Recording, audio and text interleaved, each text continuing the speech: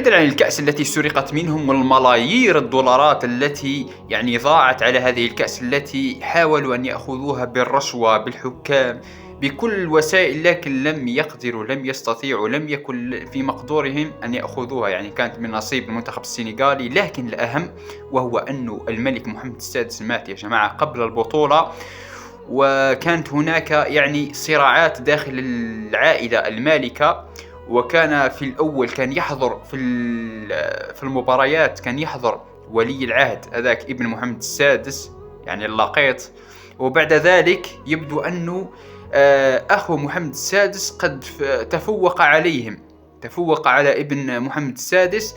يعني شفناه في حفل الاختتام يعني في المباراة النهائية، وشفناه كذلك هو من استقبل المنتخب المغربي بعد الهزيمة في قصرهم ما أدري واش. يعني المهم شوف راهو مات 100%. فقط يريدون أن يهدأ الشارع والرأي العام، وبعد ذلك يعلنون وفاة الملك محمد السادس، وسوف تشاهدون ذلك بأم أعينكم. هم كانوا يريدون أن يفوزوا بكأس إفريقيا وبعد ذلك يعلنون وفاته حتى يهدأ الرأي العام مع الفوز بكأس إفريقيا.